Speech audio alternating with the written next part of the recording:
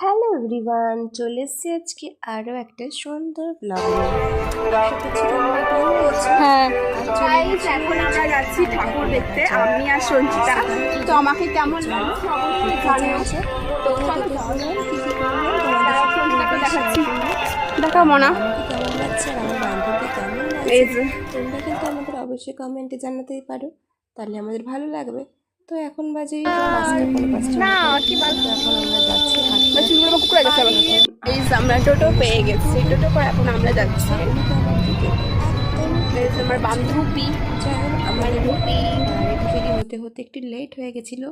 তো এই জায়গাটা কতটা সুন্দর লাগছে, তোমরা কি জায়গাটা কেউ চেনো? যারা কৃষ্ণনগরে থাকো তারা কিন্তু অবশ্যই জানো এই জায়গাটায় সব সময় জল বেঁধেই থাকে। তো আজকেও দেখলাম হ্যাঁ আজকেও জল আছে, জল না থাকলে তো হবেই না বলো।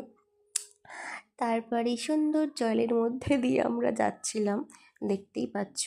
তো চলো একটা জিনিস দেখাই, কাশবনটা কতটা সুন্দর লাগছে। তো এখন আমরা যাচ্ছি, আর রাস্তায় বেলুনগুলো দেখতে তো এবার হেভি লাগছিল, কিন্তু কিনে দেবে আমাদের। যাই হোক, এগুলো দেখতেই ভালো লাগে, কিনতেও ভালো লাগে। যে প্রথমে রুদ্রাণী মাতাকে দেখে আমরা বেরিয়ে পড়েছিলাম এটা রাধানগরে। তবে রাধানগরের বয়েজ ক্লাবটায় গিয়েছিলাম। তো সঞ্চিতাকে বলেছিলাম ভিডিও করতেও, আর্ধেকটা ভিডিও করতেই পারিনি, মানে চালুই করেনি। তারপরে এই যে এখানকার ঠাকুরটা দেখলাম, প্রত্যেকটা ঠাকুর এতটা ভালো, আর দেখি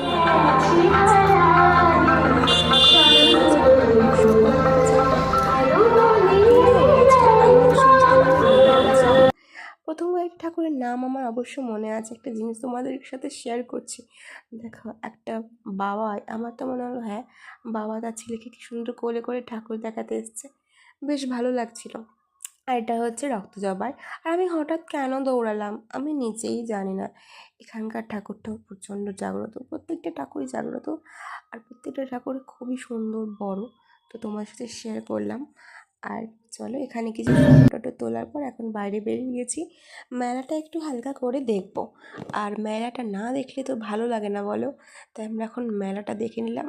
আর চলো শেয়ার করছি। আর প্রত্যেকটা মানুষের যে পুজো ভালো যাবে এটা কিন্তু নয়, এদের দেখে খুবই খারাপ লাগছিল কি বলবো, কিন্তু কিছুই করার নেই জানো তো। চলো, আর সবাই তো মানে ভাবি যে আমি হয়তো খুবই দুঃখে আছি, কিন্তু হ্যাঁ এদের দেখলে বোঝা যায় কারা যে কষ্টে আছে। তারপর আমরা টোটোতে করে যাচ্ছি।